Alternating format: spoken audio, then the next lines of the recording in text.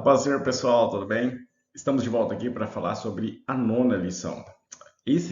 Essa lição fala sobre o Salmo 91, e é um salmo muito conhecido e que a gente vai utilizar para destacar algumas coisas em relação à proteção de Deus, em relação ao cuidado e o relacionamento que nós temos que ter com Deus, à nossa convivência diária com o Espírito Santo e, portanto, com Deus. E aí a gente vai entender como Deus pode ser esse nosso protetor, esse nosso guarda-chuva, esse nosso cuidado, esse nosso tudo que cuida de nós, que nos ajuda. Então vamos lá, vamos falar sobre essa lição importante a partir de agora. Bom, o texto principal aqui dessa lição, o texto áudio dessa lição, é o Salmo 91, verso 1, muito citado na Bíblia, não só no Salmo 91, mas em vários outros campos da Bíblia esse salmo é citado, inclusive na tentação de Jesus. Né? Não exatamente. Esse salmo está da tentação de Jesus, mas não necessariamente este versículo, tá? Bom, aquele que habita no esconderijo do Altíssimo, a sombra do Onipotente descansará. Salmo 91, verso 1. O resumo da lição fala de quem se relaciona de maneira sincera com Deus pode dizer que ele é seu refúgio e fortaleza. Então, o centro da nossa conversa é a proteção de Deus descrita no Salmo 91. Como o salmista tem certeza de que Deus o protege, que Deus o cuida dele. E essa proteção ela vem a partir de um relacionamento, ela vem a partir de uma comunhão, de um movimento do homem para com Deus e de Deus para com o homem. Esse relacionamento, que portanto é uma via de mão dupla, acaba gerando essa proteção, já que o homem é a parte mais fraca, já que o homem é frágil, como já dissemos na lição passada, um conto ligeiro, a vida é frágil, e Deus é o Todo-Poderoso, é o Onipotente e é o Altíssimo. Então, essa ideia de Deus como Altíssimo e como Onipotente é aquele que nos dá e concede a sua proteção. Há pessoas que têm um problema muito sério com o Salmo 91, por quê? Porque acham que ele é um amuleto espiritual. Ou seja, se eu recitar o Salmo 91, se eu comer alguma coisa escrita com palavras do Salmo 91, se eu deixar a minha Bíblia aberta em casa, em um canto, com o Salmo 91 exposto, eu tenho proteção espiritual para a minha casa, para a minha vida, para o meu lar ou para qualquer coisa que seja. Irmãos, Salmo 91 não é uma mágica, não é um amuleto, não é uma forma de proteção. Esqueça isso. E pelo amor de Deus, se você faz isso, isso é feitiçaria, é pecado, é condenado pela Bíblia e pode levar para o inferno, mesmo que seja utilizando o Salmo 91. Você vai dizer, Júnior, eu estou utilizando uma parte da Bíblia. Se você está utilizando uma parte da Bíblia como amuleto mágico ou como uma forma de proteção, você está praticando o que nós chamamos de feitiçaria. Feitiçaria é designada na Bíblia como idolatria e, portanto, leva para o inferno, sim. Existe até uma palavra técnica para isso, que é bibliomancia, ou seja, transformar passagens ou a Bíblia em uma espécie de proteção mágica ou de amuleto mágico. Não faça isso. Isso um ataque à sua própria vida espiritual, é um suicídio espiritual, então não faça isso com a sua vida. Jamais encare o Salmo 91 como um amuleto mágico, como se ele tivesse propriedades mágicas para ajudar você. Aí você diz, Júnior, mas a palavra de Deus não tem poder em si mesma? Não, ela não tem poder nesse sentido mágico. A palavra de Deus tem poder porque é Deus quem a disse e não porque ela tem poder. De novo, vou repetir essa frase para que você grave. A palavra de Deus tem poder porque Deus a disse e não porque ela tem poder em si mesma, tá? Esquece esse negócio, para de pegar pedaços da Bíblia, tentar descobrir códigos da Bíblia, tentar entender os segredos mágicos da Bíblia, isso não existe. Relacione-se com o Deus da Bíblia, entenda que a Bíblia foi dita como palavra de Deus, ou seja, Deus disse ela, e por isso é que ela tem poder. Quando nós recitamos a Bíblia, quando nós falamos da Bíblia, quando nós falamos do Evangelho pregado na Bíblia, manifestamos o poder de Deus porque a voz dele está por trás destas palavras ditas. E não exatamente porque a palavra tem uma mágica incutida ou que existe uma força sobrenatural em cima dessa palavra. Não, é porque Deus já disse que essa palavra tem poder, tá bom? Então, por favor, não se meta em feitiçaria por causa de bobagem. Esse texto, e aí eu vou ficar. Toda a nossa aula tem 3 slides, então para você ter uma ideia. Por quê? Porque cada slide tem um conteúdo suficiente para a gente debater todos os 3 tópicos dessa lição. Mas eu vou principalmente olhar para a própria análise do texto.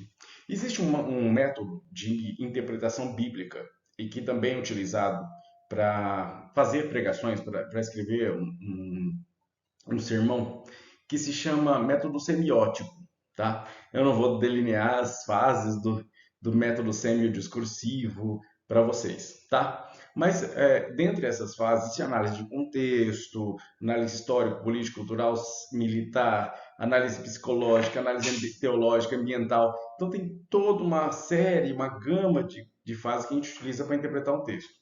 De qualquer forma, o que eu vou fazer com vocês é uma olhada basicamente gramatical no texto, para que você entenda a estrutura do Salmo 91 e como ela se relaciona com a nossa vida. E você pode até mesmo aplicar esta forma simples de olhar para um texto bíblico na sua vida, no seu devocional diário. Tá bom, vamos lá. Aquele que habita no esconderijo do Altíssimo, à sombra do Onipotente descansará. O que esse salmo está dizendo? Ele está dizendo que alguém, pronome demonstrativo, aquele que habita, ou seja, que reside, que está constantemente no lugar. Não é aquele que transita, não é aquele que passa, não é aquele que visita, mas aquele que habita no esconderijo de quem? Do Altíssimo. A sombra de quem? Do Altíssimo, do Onipotente, que aí é adjetivado, ou seja, é colocado sobre ele uma outra qualidade, um outro atributo, a onipotência. Então, debaixo desta onipotência, gerada por esse Deus Altíssimo, nós descansamos. E por que alguém descansaria debaixo da sombra do Onipotente? Isso significa proteção. Quando estamos em um deserto escaldante sob um sol muito quente, encontramos a sombra de uma árvore. Debaixo desta árvore nos sentimos mais seguros. Ela nos protege da força do sol com a sua sombra. A mesma metodologia o salmista utiliza aqui para mostrar para você o sentido da proteção do Altíssimo. Nós estamos debaixo da sombra dele e ele, por cima de nós, nos protege do quê? Dos ataques do próprio mundo, daquilo que nos odeia, daquilo que tenta nos destruir. Então, se você vive e habita junto a este Deus, tem relacionamento com este Deus, você está debaixo da proteção dele. E aí ele muda a pessoa, né? É uma constatação do salmista, né? Aquele que habita no esconderijo do Altíssimo. Ele vai dar mais uma razão pela qual a gente pode continuar dizendo que esse Deus é poderoso e que esse Deus é o nosso refúgio e continuar esse relacionamento com Ele. Ele vai dizer: direi do Senhor, Ele é o meu Deus, o meu refúgio e a minha fortaleza, e nele confiarei. Ou seja, imagina o salmista está no deserto, tá? Vamos criar uma história, tá? Vamos fazer um storytelling aqui. A gente está caminhando e aí o sol está escaldante, está tudo horrível, está muito quente, e de repente você encontra um oásis. Tem uma sombra de uma palmeira gostosa e você deita-se debaixo dessa sombra. Ela vira o seu refúgio. Ela é segura para você, ela te livra desses raios solares que estão te matando. E aí você passa a ter mais tranquilidade debaixo dessa sombra. Isso é este sentimento que o salmista está trazendo. Olha, com Deus, dizendo que Ele é o meu Deus, tendo esse relacionamento com Ele, eu estou debaixo da sua proteção, debaixo da sua sombra, estou seguro com Ele e por isso eu posso confiar nele. Aí ele vai dizer por que razões eu direi que o Senhor é o meu Deus. Por quais razões eu direi que Ele é o meu refúgio, a minha fortaleza e nele confiarei? A partir do verso 3. Porque Ele te livrará do laço do passarinheiro e da peste perniciosa. Te cobrirá com suas penas, debaixo das asas estará seguro, Ele será seu escudo, broquel. Não temerás espanto noturno, nem seta que voe de dia, nem peste que ande na escuridão, nem mortandade que assole ao meio-dia. O que ele está mostrando para a gente? Ele está utilizando coisas que um judeu via constantemente naquele tempo, né? Ou seja, as armadilhas, as doenças. Ele traz a figura de Deus como o protetor, como uma ave que protege os seus filhos. Jesus faz essa mesma analogia quando está no templo. Ele diz: Ah, é Jerusalém que mata os profetas. Quantas vezes, e aí ele fala como o Deus do Antigo Testamento, quantas vezes eu quis te cobrir com as minhas asas, como uma galinha faz com seus filhotinhos, com seus pintinhos, como eu gostaria de fazer isso com vocês, como eu gostaria de fazer como uma ave faz com seus filhos, segurando ela debaixo das suas asas. Jesus fala a mesma coisa que Deus está falando aqui, que o salmista está falando aqui através daquilo que Deus quer fazer. Cobre, cobre-nos com as suas penas. Nós passamos a ser protegidos como filhos de Deus. E aí, a partir daí, a nossa fragilidade ela é coberta pela segurança e pela onipotência, pelo poder de Deus. E aí a gente não precisa temer nem de dia, nem temer à noite. A gente não precisa temer perigos que vagam durante o dia, perigos que nos podem atingir de forma clara, de forma direta, de forma escancarada, ou seja, durante o dia, e também não precisamos ter medo dos espantos internos e externos da noite, ou seja, não precisamos ter ansiedade, o espanto noturno. Sabe quando quem tem filho vai entender o que eu estou dizendo?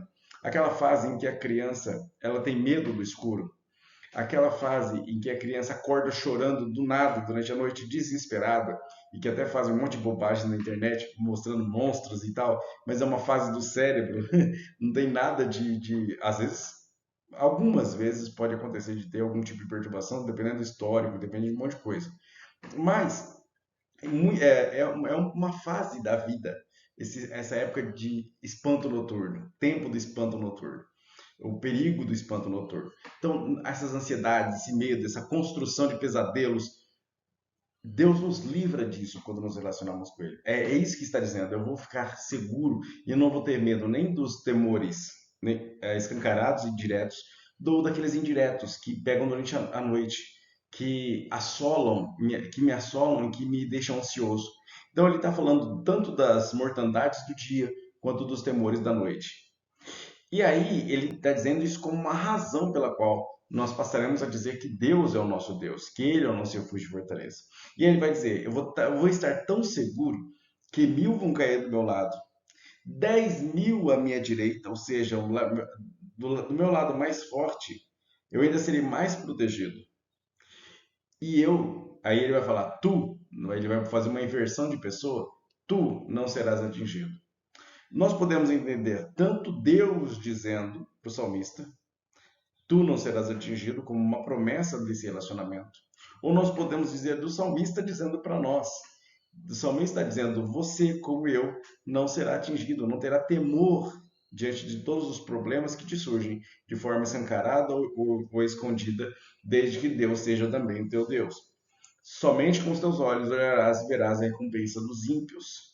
O que ele está dizendo? Ele está dizendo, quando eu me relaciono com Deus, eu me afasto da iniquidade, eu me afasto do mesmo direcionamento que as pessoas que não têm Deus estão tomando. Ou seja, aquele caminho que leva à morte, eu saí desse caminho. Eu vim para Deus. Deus agora me protege desse caminho que me leva à morte. E aí eu vou acompanhar e com os olhos verei a recompensa de quem continua se afastando de Deus. O fim de quem continua se afastando de Deus. E aí, esse texto ele vai aumentando em intensidade quando ele começa a dizer, ele começa a louvar a Deus, porque tu, ó Senhor, és meu refúgio, o Altíssimo é a tua habitação, ou seja, Deus está tão longe ao mesmo tempo tão perto. E aí Deus está conversando com ele nesse salmo, ele vai, olha, nenhum mal te sucederá, nenhuma praga te chegará à tua tenda. A gente está junto. É como se eles estivessem tão juntos. É um relacionamento que se constrói ali. E aí essa proteção vem dando as razões, ó, porque aos seus anjos dará ordem a seu respeito. Esse texto foi citado na tentação de Jesus, pela boca do próprio diabo. Então esse negócio de entrevista do demônio e ele não pode falar o nome de Jesus, bobagem, tá? Mas porque os anjos dará ordem a seu respeito para te guardarem nos teus caminhos. Eles te sustentarão nas tuas mãos para que não tropeces em pedra. Ou seja, Deus terá esse relacionamento conosco e haverá uma proteção constante. Haverá uma proteção que nos sustentará no meio dos momentos de dificuldade. Seja uma proteção direta, por meio de uma intervenção do próprio Deus, seja uma proteção indireta através da ação dos anjos de Deus, através de espíritos ministradores, no caso, os anjos, ou mesmo a ação humana designada por Deus, o Espírito Santo que toca no coração das pessoas para nos ajudarem de alguma forma ou serem tocados na nossa direção, para ir a nosso favor, para agir em nosso favor. Além disso, ele vai dizer que essa força, essa proteção nos dará coragem para enfrentar perigos que antes não enfrentaríamos sozinhos. Leão, áspide, calcarás aos pés o filho do leão e a serpente. Está dizendo, olha, no meio dos perigos, você ficará tranquilo. Você não terá esse pavor, esse medo, esse terror. Porque ainda que seja um perigo real, quem é que deita do lado do leão assim com tanta facilidade? Quem é que consegue deixar que uma serpente passe pelas pernas? Então, assim, no meio de perigos reais, nós estaremos em tranquilidade. E aí ele vai falar por que toda essa segurança. Porque tão encarecidamente me amou. Ou seja, esse amor entre Deus e o homem, e aí é Deus falando, tão encarecidamente me amou, eu o livrarei. Poloei no alto retiro, porque conheceu o meu nome. Aqui é Deus falando. Deus dizendo, olha, a gente teve um relacionamento, a gente está tendo um relacionamento. Você me ama e eu te amo. E esse nosso relacionamento íntimo, que é uma coisa que a gente vai falar nos tópicos, vai fazer com que eu te coloque em um lugar de proteção. Eu vou proteger você porque eu te amo. Eu vou proteger você porque eu amo você. É isso que Deus está dizendo e vai nos dizer de forma escancarada através de Jesus. E aí ele vai dizer, olha, ele me invocará e eu lhe responderei. Estarei com ele na angústia, livrarei e o glorificarei. Ele está falando do homem. Dar-lhe abundância de dias e lhe mostrarei a minha salvação. Ou seja, aquele que constrói o relacionamento com Jesus, e aí é o salmista olhando para o futuro, olhando para o Messias com esperança, é o salmista dizendo, um dia eu vou ver o motivo da minha redenção. Eu vou ver a minha redenção. E ainda ele não está enxergando o próprio Jesus na cruz, mas pela fé ele está dizendo sobre algo que exatamente transmite essa sensação de uma esperança no Jesus da cruz. Por isso é tão lindo ver tantos salmos que direcionam de forma messiânica, mesmo o próprio salmista não sabendo do que estava falando. Mesmo não sabendo que aquilo que ele fala sobre salvação não é uma salvação só do corpo, mas uma salvação completa, universal da alma, do corpo, de tudo, do próprio pecado que é o cerne da destruição da sua vida. Então, nós temos aí nesse salmo ricas lições, e isso passado de forma rápida. Se a gente prendesse a cada versículo e pudesse discutir os pontos de cada um, nós perceberíamos muitas relações e correlações com outros textos bíblicos, com livros inteiros da Bíblia que este salmo nos traz. Mas vamos entrar no que a lição quer dizer nesses 3 pontos. Primeiro, no primeiro tópico, ele vai trazer a estrutura do Salmo e vai mostrar que essa estrutura ela aparece isso daí, ó, 2 versículos para introduzir, um grande desenvolvimento falando sobre o livramento do Senhor, do verso 3 ao 13, e por fim uma conclusão rápida falando sobre o apego ao Senhor nos versos 14 a 16. Na primeira parte, na introdução, ele vai falar sobre a soberania, o refúgio e a fortaleza em Deus. Na segunda parte, ele vai falar dos livramentos que o Senhor dá. E na última parte, ele vai falar sobre o relacionamento íntimo com Deus. Para a gente poder entender melhor, o que a gente pode observar aqui? Ele vai caracterizar a força de Deus e da soberania dele, ou seja, Deus é quem vai nos cuidar. Muitas vezes, a gente, quando está debaixo do cuidado de Deus, tendenciamos a fazer aquilo que a gente quer.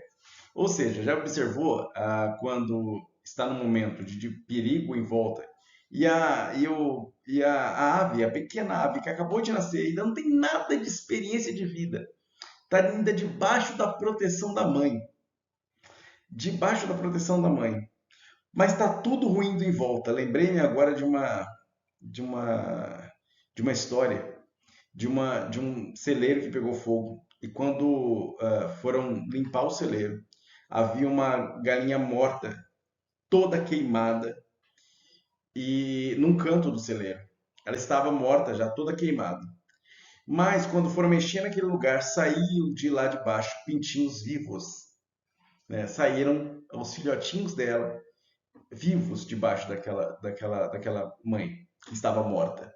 Ou seja, ela fez isso para poupar os seus filhos. Mas muitas vezes, nós, os pintinhos, no meio daquele fogo, tentaram sair debaixo das asas da mãe, achando que estava tudo bem, porque não tem experiência de vida e não tem nada na cabeça, né? Não tem experiência para ter parâmetros de comparação no mundo, não sabem o que é maldade, não sabem nada ainda. E aí tentam sair desse domínio, desse cuidado dos pais, no caso aqui, do cuidados de Deus.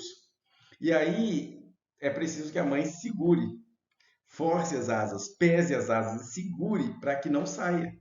Aí o próprio filhotinho vai achar que está sendo cerceado em sua liberdade, que está tendo, não está tendo o seu livre-arbítrio exercido, que por causa disso Deus não ama, porque não deu a ele a oportunidade de sair de suas asas. Mas na verdade isso é uma proteção, né? É uma proteção de quem ama. É o Deus que pressiona essas asas, usa a sua soberania para manter o seu filho debaixo. Ainda que o seu filho tenha o poder e a liberdade de sair, ou seja, ainda que ele tenha livre-arbítrio, no momento de grave perigo para aquele a quem Deus ama, ele pressiona suas asas para que essa pessoa não saia. E aí a gente vai ter um conflito entre a teoria arminiana e calvinista, e eu não vou falar sobre isso, em qual que é o limite desse livre-arbítrio, qual que é o tamanho, a extensão desse livre-arbítrio, e o quanto Deus vai pressionar ou não, usando sua soberania, suas asas sobre nós. Isso não nos importa agora, porque o que a gente está olhando é para como Deus exerce a sua soberania. Na busca da proteção, protegendo-nos dos perigos, ele preserva a sua soberania sobre nós, anulando muitas vezes a nossa vontade para que o seu plano de redenção e cuidado se mantenha. É o caso, por exemplo, de Jeremias, é o caso de Isaías, é o caso de tantos profetas do Antigo Testamento. Oséias, que é citado na nossa lição, é utilizado de dizer: você vai fazer isso, você vai fazer aquilo, você vai sofrer por meu nome. Como Deus disse para Paulo: você vai sofrer por causa do meu nome, porque é isto que eu vou exercer por minha soberania, para que o meu nome seja glorificado em sua vida, para que pessoas se acheguem a mim através do que acontecer com você. Então, Deus exerce esta soberania sobre nós e às vezes a gente precisa tentar entender isso. Ainda que nós não entendamos, é a hora em que a gente exercita a fé dizendo: Deus é soberano, Ele sabe o que faz. Às vezes as situações estão difíceis, mas a gente não está vendo o quanto elas estão difíceis, o quanto os ataques estão sendo terríveis sobre nós, mas Deus está nos protegendo e não permitindo que nós nos exponhamos a esses ataques.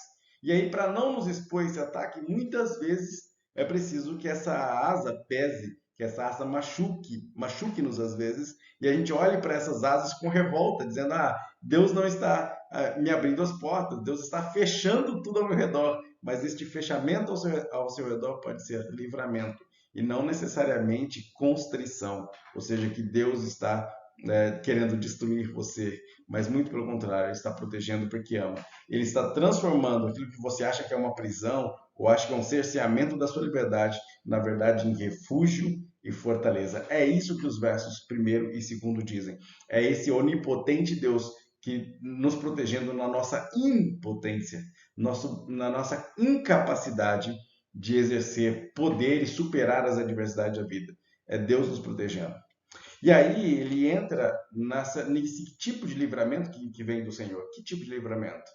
Dos homens maus, dos terrores, como eu disse já, dos terrores internos e externos, das ameaças internas e externas. E aí, neste trânsito, falando dessas ameaças, o salmista vai adentrar nessa análise profunda, que é de uma ameaça que vai além daquilo que a gente vê, ouve ou sente, daquilo que os nossos sentidos percebem. E aí ele vai, sem querer, sem talvez ter a dimensão do que ele está dizendo, falar sobre o maior dos males, o pecado. E aí ele vai esperar a redenção, vai esperar o maior de todos os livramentos, que é a condenação eterna. E esse livramento do pecado vem através da redenção em Jesus Cristo.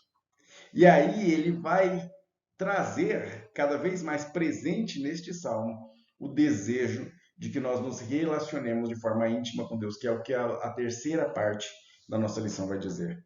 Ele vai falar, olha, se você quer se apegar a Deus, tenha esse relacionamento íntimo. E aí Deus usa, a Bíblia usa, o Salmo usa, e todos, o Velho e o Novo Testamento usam, figuras de Deus em relacionamentos íntimos. Gente, Deus se apresenta como esposo. Deus chama a igreja de noiva. Que relacionamento mais íntimo do que esse? Deus chama a nós de filhos e ele se apresenta como pai. Que relacionamento mais íntimo do que esse? Ou seja, Deus está se apresentando para um relacionamento não superficial, não um relacionamento apenas de rei e súdito, não de senhor e senhorado, né? de quem está debaixo do senhorio, mas também um relacionamento de amizade e amor completo, íntimo, o mesmo relacionamento que tem um esposo e um pai. E como a gente se relaciona sendo Deus tão distinto de nós, tão grande, tão transcendente, como a gente pode se relacionar e abrir essa porta de comunicação com Deus e ter esse apego ao Senhor através da oração. A oração é um método de comunhão, é um meio de comunhão. É a forma com que a nossa alma respira e o nosso espírito relembra de onde viemos. C.S. Lewis tem uma definição muito interessante nessa parte. Ele diz, olha, essa nossa inquietude, essa nossa insaciedade, essa nossa gana de alcançar algo mais, de saber mais, de ter mais, de evoluir, toda esta gana nos diz que nós não somos daqui, porque o que está aqui não nos preenche. Nós viemos de outro lugar e voltaremos para este lugar. E aí a gente precisa entender esse nosso mistério. Nós somos seres espirituais vivendo uma realidade terrena, mas essa nossa realidade terrena também vai mudar. Nós teremos na oração a comunicação entre céu e terra. É na oração que o céu desce ao meu quarto terreno e o meu quarto terreno sobe ao céu divino. É nesse momento que as dimensões se fundem para que eu possa encontrar Deus cara a cara. E é isso que Paulo está dizendo quando ele diz: entremos com ousadia na sala do trono. Essa porta foi aberta por Jesus. Esta parede que lacrava o encontro com Deus Pai é rasgada na cruz. E aí a gente tem livre acesso por meio de Cristo, por meio do sangue de Cristo. Nós nos livramos do peso da morte e do pecado e entramos para a vida eterna tendo a ousadia e a possibilidade de encarar Deus face a face. E é como fazemos isso? Na oração. Por isso que a oração não pode ser uma coisa repetitiva, não pode ser uma coisa autômata, não pode ser uma coisa automática, ela tem que ser verdadeiramente a construção de um relacionamento. Será que você já tem respostas automáticas para sua esposa ou para os seus filhos? Eu acredito que não. Será que você coloca lá um chip na sua mente que descreve a cada pedido de um filho uma resposta automática? Se for assim, você não está construindo o relacionamento. E se você fizer isso com Deus, você também não estará construindo relacionamento. Eu tenho um vídeo no meu canal que fala sobre a distinção entre reza e oração. E não é uma ofensa a qualquer católico, muito pelo contrário. Porque, como eu disse no vídeo e repito agora, tem muito católico que ora e muito crente que reza. No sentido específico da palavra. A gente não pode viver de repetições e falas automáticas a Deus. Tem gente que ora tão bonito no púlpito, mas é tudo decorado. É preciso construir relacionamento com Deus para que a sua oração seja realmente uma conversa, um momento de comunhão com Deus. E não simplesmente uma troca de gentilezas e de palavras bonitas. Muito menos de versículos bíblicos, porque Deus já conhece a Bíblia. Você não precisa repetir para ele conteúdos bíblicos. Tem gente que na oração apenas canta e ora, né, fala de textos bíblicos. Ora, Deus escreveu aquilo. Ele sabe o que aquele versículo bíblico diz. Você não precisa relembrá-lo disso. É preciso construir relacionamento com Deus na oração. A nossa vida tem que ser uma oração constante, é o chamado vida orante. É preciso que a gente viva a nossa vida seja a construção desse relacionamento íntimo e a nossa alma esteja 24 horas conectada com o Altíssimo. É a partir daí que nasce o que é a parte 3 da nossa lição vai dizer sobre esperança para a glória. A esperança que nós nutrimos de uma redenção futura completa. A gente já foi remido, mas a gente está em processo de santificação, esperando esta glorificação futura, em que corpo, alma e espírito serão transformados, glorificados e estarão com Deus para sempre, na presença de Deus para sempre. Mas guarda, não é só no futuro.